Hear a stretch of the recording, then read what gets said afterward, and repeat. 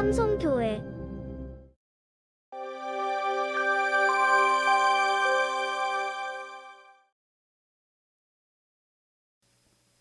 할렐루야, 할렐루야. 지난 한 주 평안하셨습니까? 추석 연휴는 잘 보내셨나요? 길었던 추석 연휴 보내고 이렇게 밝은 모습으로 여러분들을 뵐 수 있으니 참으로 행복하고 너무나도 좋습니다. 물론 추석 연휴라 그래서 아무 일이 없었던 건 아니죠. 뉴스를 보니 사고 사건 이런 것들이 많았지만 그래도 이 자리에 이렇게 함께 아무 문제 없이 예배에 드릴 수 있도록 함께 할 수 있는 것, 이것이 정말 참된 행복이 아닌가 저는 그렇게 생각합니다. 아멘. 자, 우리 옆에 있는 분들과 이렇게 인사합니다. 추석 잘 보내셨죠? 그래, 별로 인사하기가 싫으신가 봐요. 자, 우리 옆에 있는 분들과 다시 한번 인사하겠습니다. 행복과 여유가 가득한 추석이셨지요? 그래요. 우리 이런 인사가 올해 추석뿐만 아니라요, 이제 내년 설에도 함께 나눌 수 있는 그런 인사가 될 수 있기를 바랍니다. 물론 추석 연휴라는 좋은 선물도 있었지만 그렇지 못한 소식도 있었습니다. 우리가 흔히 말하는 사탄의 강력한 무기, 즉 이 절망이라는 것이 지금도 우리 사회 도처에 참으로 널리 퍼져 있다라고 생각할 수 있죠. 특별히 지난주 하루 코로나 확진자 수가 3,000명이 넘었다라는 소식에 우리는 다시 한번 절망하지 않을 수 없었습니다. 뉴스에서는 추석 연휴 후폭풍이라고 하는데 추석 지난 지 며칠이나 됐다고 이제는 코로나가 잠복기조차 없어진 건가 하는 그런 생각도 들게 되었고요. 또 요 며칠간 백신 이상 반응이 11,000여 건이나 보고되었다라 그러니 정말 이거 백신을 맞으라는 건지 맞지 말라는 건지 정말 무엇 하나 종잡을 수 없는 그런 시대적 흐름에 대처하지 못하고 그저 절망하며 살아갈 때가 너무나도 많다라는 말입니다. 기독교인들이라 그래서 다를 것 없습니다. 우리 기독교인들도 마찬가지입니다.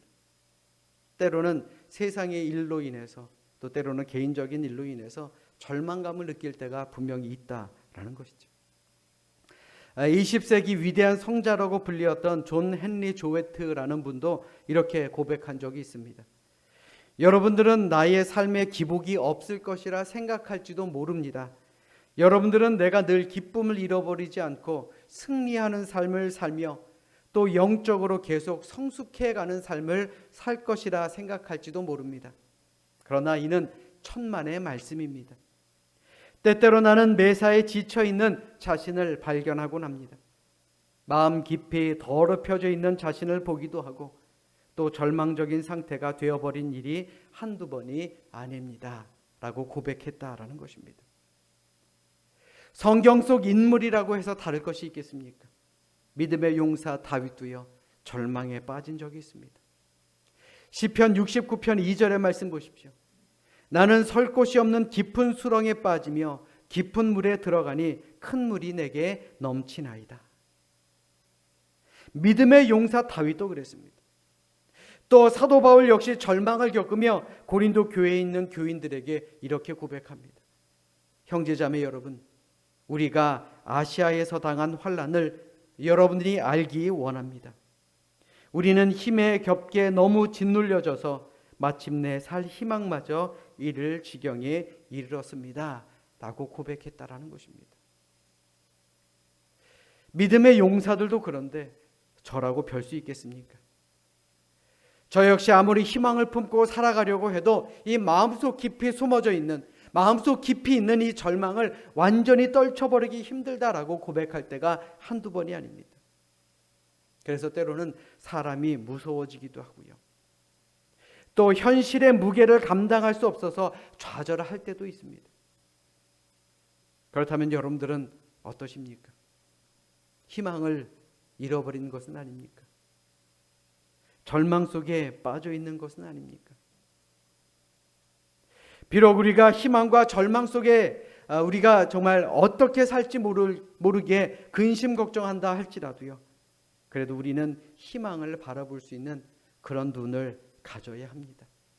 이것이 바로 하나님의 뜻이기 때문에 그렇습니다. 우리에게 말씀을 주시고 우리에게 성령을 주신 이유도 마찬가지입니다. 절망하지 말아라. 희망을 품고 천국 백성답게 살아가라. 이것이 바로 하나님의 뜻입니다. 그리고 이 예배 가운데 그 하나님의 뜻이 숨겨 있기 때문에 우리는 이 예배를 통해 희망을 품을 수 있어야 하는 것입니다. 믿으시면 아멘. 아멘. 자, 우리 이 시간 성경을 높이 들고 우리 마음의 희망을 품고 우리 함께 믿음을 고백하십니다. 우리 성경을 높이 듭니다. 저는 예수 믿어 구원받았습니다. 저는 예수 믿어 하나님 자녀 되었습니다. 저는 예수 믿어 천국 백성 되었습니다. 하나님께서 선물로 주신 오늘 하나님 말씀으로 가르침을 받습니다. 눈을 열어 주의 법 안에 있는 놀라운 진리를 보고 깨닫게 하소서. 아멘으로 순종하여 하나님께 영광 돌리는 삶이 되게 하소서. 아멘. 희망을 품고 그런 삶을 살아가시기를 주님의 이름으로 간절히 축원합니다. 지금으로부터 약 2400년 전 제사장의 꿈을 키우던 한 청년이 있었습니다. 그의 이름은 바로 에스겔입니다. 그는 이역만리 타국의 포로로 잡혀와서 망해가는 나라를 보며 참으로 고통에 빠져 있었습니다. 그는 포로가 되었고요, 자유도 빼앗겼습니다. 그리고 제사장이 되려는 자신의 꿈도 다 깨어져 버리고 말았습니다. 무심히 흐르는 그발 강의 강물처럼 그의 인생도 무심하게 흘러가고 있었다라는 것입니다. 절망과 좌절에 눌려 그렇게 긴 시간을 보내게 됩니다. 그런데 그러던 어느 날 그에게 놀라운 일이 일어나기 시작합니다. 하나님께서 그를 부르신 것입니다. 그에게 환상을 보여주셨습니다. 하나님께서 그발 강가에서 그를 부르시고 그에게 권능을 주시고 하나님의 영을 부어주셨습니다. 그러자 에스겔 선지자는 절망의 죄를 털고 일어나 하나님의 말씀을 외치기 시작합니다. 무엇인가 희망을 품고 하나님의 말씀을 전했을 것입니다. 이스라엘 백성들이여 다시 한번 일어납시다 라고 그들에게 희망의 메시지를 선포했을 것입니다. 그런데 이게 무슨 일입니까? 주전 587년 바벨론 3차 침공으로 예루살렘 성전은 완전히 파괴되고 유다는 완전히 멸망하게 되었습니다. 그 전까지 희망을 품으라 라는 그 에스겔의 꿈, 마지막 희망까지도 사라져버리게 된 것입니다. 그런데 오늘 본문의 말씀에 보면 하나님께서는 에스겔에게 놀랄만한 환상 하나를 보여주십니다. 하나님께서는 권능으로 에스겔 선지자를 들어올려 백골이 가득한 골짜기로 데려가셨습니다. 그리고 사방으로 두루다니며 자세히 살펴보게 만드셨습니다. 그곳은 뼈가 심이 많았습니다. 초토화된 전쟁터에 버려진 채 죽은 군인들의 해골과 뼈들이 널려 있었습니다. 얼마나 오래되었는지 그 뼈들은 바싹 말라 있었습니다. 저 많은 시체 안에서, 아니 저 많은 백골 안에서 혹여나 살아있는 사람이 있을까 기대를 가질 수조차 없는 그러한 뼈들만 있었던 그러한 곳이었습니다. 이 뼈가 누구 건지 알지 못하는 그저 온 천지에 흩어진 뼈들 뿐인 그런 골짜기였습니다. 그런데 바로 그때 정적을 깨트리며 하나님께서 물으십니다. 오늘 보면 3절의 말씀해 보십시오. 그가 내게 이르시되 인자야 이 뼈들이 능히 살 수 있겠느냐 하시기로 내가 대답하되 주 여호와여 주께서 아시나이다. 한번 생각해 보십시오. 이 뼈들이 어떻게 살 수 있겠습니까? 화살에 맞아 부상당한 사람도 아닙니다. 창에 찔린 사람도 아닙니다. 이제는 완전히 말라붙어 버린 뼈 조각이 되어버린 사람들이 어떻게 다시 살 수가 있겠다는 말입니까? 누가 마른 뼈를 보고 살 희망이 있겠다라고 대답할 수 있겠느냐라는 말입니다. 우리가 흔히 볼 수 있고 또 자주 가는 공동묘지나 혹은 납골 땅에 한번 가보십시오. 그곳에 없는 것이 있습니다. 바로 희망입니다. 희망이 없습니다. 그저 추억만이 있는 곳이 바로 그곳 아닙니까? 뼈들밖에 없는데 무슨 희망이 있겠습니까? 그런데 이때 에스겔의 대답이 무엇이었습니까? 주 여호와여 주께서 아시나이다. 이 말이 무슨 말이냐면요, 또 주님께서 무엇을 아시느냐라는 말은요, 마른 뼈가 살지 못하는 것은 에스겔도 알고 있었습니다. 그렇다면 하나님만 알고 계시는 것이 무엇이냐? 마른 뼈도 살 수 있다는 것입니다. 마른 뼈에도 희망이 있다라는 것입니다. 그리고 이것은 오직 하나님만 알고 있는 사실입니다. 세상의 모든 것은 하나님께 달려있기 때문에 그렇습니다. 하나님이 어떤 분입니까? 죽은 자도 살리시는 분입니다. 없는 것도 있게 만드시는 분입니다. 그렇기 때문에 에스겔 선지자는 하나님이시라면 이 마른 뼈도 다시 살리실 수 있습니다 라고 대답한 것입니다. 하나님이면 할 수 있습니다. 하나님 안에서라면 이 뼈에도 희망이 있습니다. 이것이 바로 에스겔의 대답이었다라는 것이죠. 마른 뼈가 살 수 있다라고 믿는 것도 대단한 믿음이지만 또한 하나님께서는 에스겔에게 더 놀라운 말씀을 하셨습니다. 오늘 보면 4절의 말씀을 자막으로 준비했습니다. 우리 함께 읽도록 하겠습니다. 함께 읽습니다. 시작. 또 내게 이르시되 너는 이 모든 뼈에게 대언하여 이르기를 너희 마른 뼈들아 여호와의 말씀을 들을지어다. 아멘. 하나님은요 에스겔에게 나 대신 외치라는 것입니다. 누구에게요? 마른 뼈에게 하나님을 대신해서 외치라라는 것입니다. 또 오늘 본문 이후 9절의 말씀에 보시면 하나님께서는 에스겔 선지자에게 생기를 향하여 대언하라라고 말씀하십니다. 우리 9절의 말씀도 같이 읽도록 하겠습니다. 9절 말씀입니다. 함께 읽습니다. 시작. 또 내게 이르시되 인자야 너는 생기를 향하여 대언하라. 생기에게 대언하여 이르기를 주 여호와께서 이같이 말씀하시기를 생기야 사방에서부터 와서 이 죽음을 당한 자에게 불어서 살아나게 하라 하셨다 하라. 아멘. 얼마나 놀라운 하나님의 말씀입니까? 에스겔이 하나님의 명령에 따라 대언했더니 정말로 생기가 그들에게 드러나 곧 살아 일어나 큰 군대를 이루게 되었다라는 것이 오늘 본문의 환상 이야기입니다. 물론 이것은 실제 상황이 아닙니다. 에스겔이 본 환상입니다. 우리가 흔히 이 에스겔이 정말 죽은 뼈들, 마른 뼈들을 다시 군대로 일으켜서 바벨론에 쳐들어 들어가서 정말 그들을 쳐들어 부수고 나라의 독립을 이루었다라고 한다면 얼마나 좋겠습니까마는 이런 이야기는 영화 속에서나 있을 법한 이야기죠. 다시 말해 이것은 환상일 뿐 실제로 일어날 수는 없는 일이다라는 것입니다. 그러나 에스겔의 이 환상은 그저 환상으로 끝나는 것이 아니었습니다.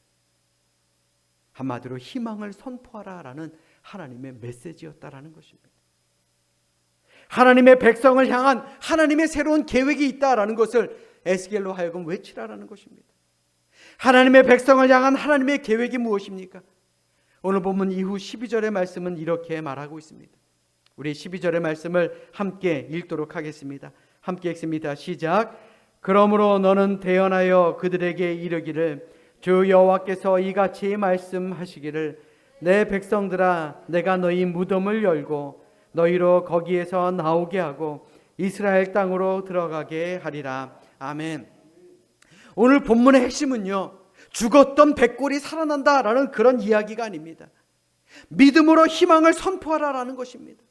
제 아무리 백골이 가득한 죽음의 골짜기라도 하나님이 함께 하시면 희망이 있다라는 것, 그것을 외치라는 말입니다.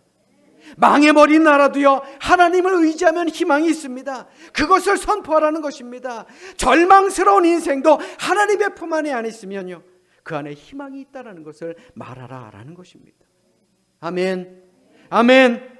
사랑하는 여러분, 어두운 우리의 삶 속에도 막막한 우리의 앞길에도 때로는 실패한 사업 가운데에서도 병든 육신 속에서도 서글픈 가난 속에서도 억울한 신세 안에도 더러운 마음에도 파탄이 난 그 인격 안에도 하나님이 함께 하시면 희망은 있다. 그것을 가슴 펴고 외치라는 것입니다. 사랑 여러분, 절망이라는 영적 바이러스가 기승을 부리는 이 회색빛 세상 가운데 우리 모두는 하나님의 희망을 대언하는 그런 그리스도인들이 되어야 할 줄로 믿습니다. 여러분들 한 사람 한 사람, 우리 한 사람 한 사람, 이 세상에 있는 그리스도인들 하나하나가 에스겔과 같은 사람이 되어서 이 세상에 믿음, 희망, 또 이 세상에 하나님을 선포할 수 있는 그런 우리 모두가 될 수 있기를 주님의 이름으로 간절히 부탁드립니다. 우리 따라서 합니다. 하나님이 회복시키십니다. 그래요. 하나님이 우리를 회복시키십니다. 하나님은요, 회복시키시는 분입니다. 고치시는 분이에요. 다시금 일으키시는 분입니다. 하나님은요, 마른 뼈와 같은 우리를 용사로 만들기를 원하시는 분입니다. 그런데 이 말을 듣는 우리 가운데 왜 우리가 마른 뼈냐라고 반문하시는 분들도 계실지 모릅니다. 그런데 우리 마른 뼈 맞습니다. 마른 뼈가 뭡니까? 반응이 없습니다. 도무지 흥분하지 않습니다. 열정이 없어요. 그저 죽은 것이나 산 것이나 별반 다르지 않습니다. 어떤 것에서도 설레지 않습니다. 예배도 마찬가지입니다. 은혜롭지도 않고 말씀을 듣는 귀가 무뎌집니다. 하나님의 말씀이 나의 상황과는 전혀 상관없는 그저 메아리처럼 들리게 됩니다. 우리가 돌처럼 해골처럼 그렇게 마른 뼈처럼 딱딱하게 굳어지고 있다라는 것입니다. 우리 스스로에게 한번 물어보십시오.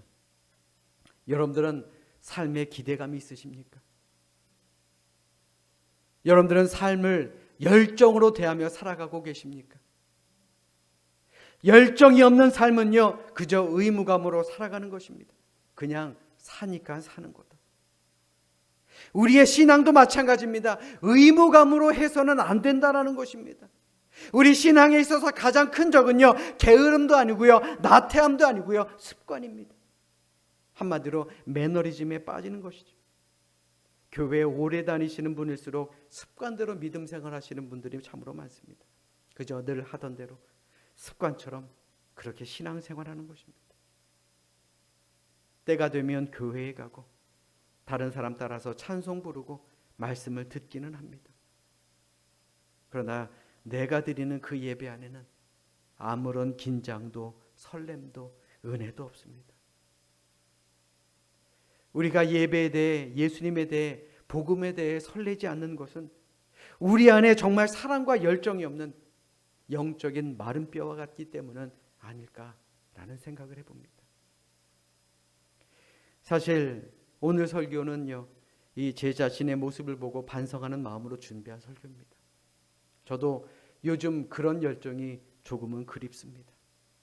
매일매일 비슷하게 살아가기 때문에, 매일매일 똑같이 특별한 것이 없는 하루이기 때문에, 또 뭘 해야 되는지는 알고 무엇이 옳은지는 알지만 그렇다고 해서 특별히 열정이 생기지 않는 그런 날마다 비슷한 하루를 보내고 있습니다. 안 하는 것은 아닌데 그렇다고 미쳐서 하는 것도 아닌 너무나도 편안한, 이성적으로 멀쩡하게 살아가는 모습을 보며 다시 한번 열정을 불태워야 되지 않나라는 생각을 해봅니다. 한번 생각해 보십시오. 초대교회 교인들은 그렇지 않았습니다. 그들은 로마 경기장에서 사자밥이 되면서도 믿음을 잃어버리지 않을 만큼의 굳은 열정을 가졌고요. 매를 맞고 죽을 고비를 넘기면서도 오히려 기뻐할 만큼, 아무리 핍박과 어려움이 있어도 그것을 오히려 감사할 만큼 미쳤던 그런 사람들이었습니다. 복음에 미쳤고 복음의 열정을 가지고 있었고 복음의 설렘을 가지고 있었던 그런 살아있던 사람들이었습니다. 그분들이 오늘을 사는 우리의 모습을 보면 과연 뭐라고 말할까요?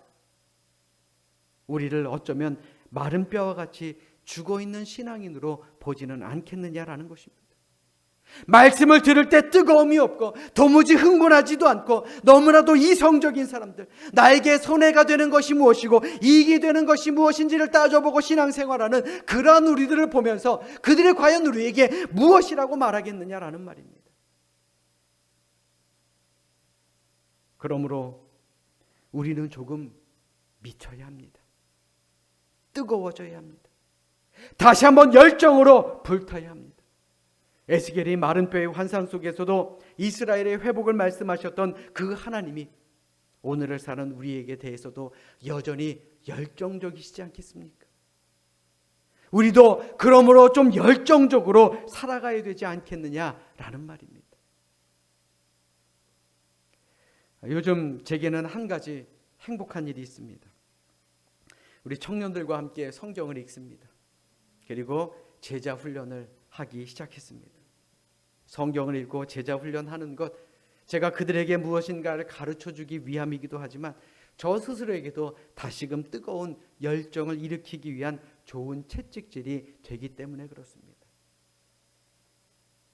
그래서 저는요, 다시 우리 교회가 희망을 이야기하는 교회, 성경을 읽고 새벽을 깨워 기도하고 더 큰 비전을 세우고 이를 위해서 함께 중보할 수 있는 그런 다시 살아 숨쉬는 열정이 숨쉬는 교회가 되기를 원합니다. 그런 교회의 주인공들이 될 수 있기를 주님의 이름으로 축원합니다.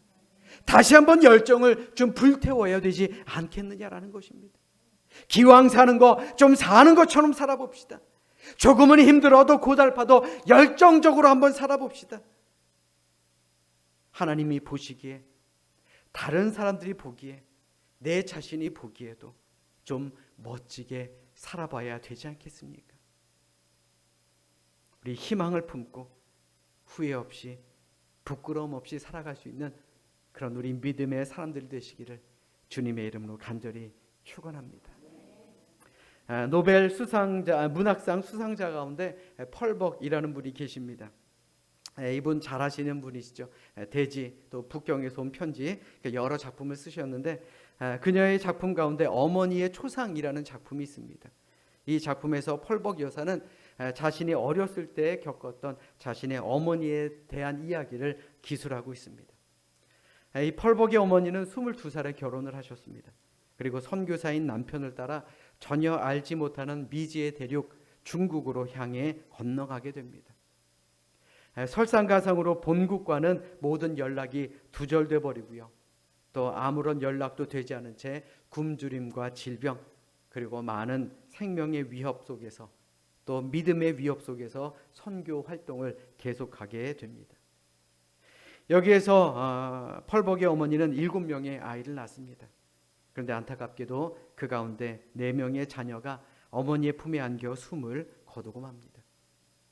그렇게 그녀는 3명의 아이를 키우셨는데, 이 펄벅이 자신이 어렸을 때 자신이 보았던 어머니를 떠올리며 그렇게 고백을 하고 있습니다. 이 작품의 내용을 보면, 나는 내 어머니의 얼굴 속에서 고통스러운 모습을, 우울한 어머니의 노래를, 어머니가 꾸며준 우리의 방에는 어두운 그림들을 본 적이 없다. 내 어머니가 들려준 얘기 가운데 절망적인 얘기를 내가 들은 적이 없다. 언제나 희망이 넘치는 믿음의 이야기를 어머니께서는 우리에게 들려주시곤 했다. 라고 기록하고 있습니다. 사랑하는 여러분, 이 펄벅 여사의 어머니의 모습이야말로 오늘을 살아가는, 이 땅을 살아가는 우리 모든 그리스도인들의 모습이 되어야 하지 않을까 생각해 봅니다. 코로나 확진자가 3,000명을 넘었으니 이제 우리에게 무슨 희망이 있을까? 또 이를 보고 아직까지도 정신 못 차리고 있는 정치인들을 보니 이 나라에는 미래가 없는가 보다. 청년들의 일자리가 없고 결혼도 안 하고 결혼을 해도 아이를 안 낳는 이 나라, 이제 미래는 없는가 보다. 아이들에게도 내일에 대한 희망을 찾아볼 수 없고 교회 역시 온전한 예배를 드리지 못하는 이 모습을 보니 이제 더 이상 이 한국이라는 땅에는 희망이 없는가 보다. 과연 그렇습니까? 여러분들도 그렇게 생각하십니까? 절망스러운 얼굴을 걷어버리십시오. 여러분들의 입술에서는 우울한 슬픈 노래 다 걷어내십시오. 여러분들의 가정에서는 어두운 그림자들 다 걷어내십시오. 여러분들의 자녀들에게 들려주는 이야기는 희망의 이야기, 내일에 대한 소망의 이야기, 그런 이야기를 선언하십시오. 이것이 오늘을 사는 우리에게 원하시는 하나님의 모습이다라는 것입니다. 사랑하는 여러분, 오늘의 세계의 외침은 이 땅을 살아가는 우리 모든 그리스도인들의 절규입니다. 모든 사람이 절망할 때 우리 역시 세상에 선포해야 됩니다. 마른 뼈에도 소망이 있습니다라고요. 우리 옆에 있는 분들에게 이렇게 알려줍시다. 마른 뼈에도 소망이 있습니다. 자, 다시 한번요. 절망의 시대에도 희망은 있습니다. 우리뿐만이 아니고요, 이 세상에 있는 사람들, 모든 사람들에게 이 하나님의 메시지를 선포할 수 있는 우리 모두가 될 수 있기를 주님의 이름으로 간절히 부탁드립니다. 우리 믿는 사람들은 세상 모든 사람들이 울고 있을 때 성령 안에서 환한 웃음을 지을 수 있는 것, 그것이 바로 진짜 그리스도인입니다.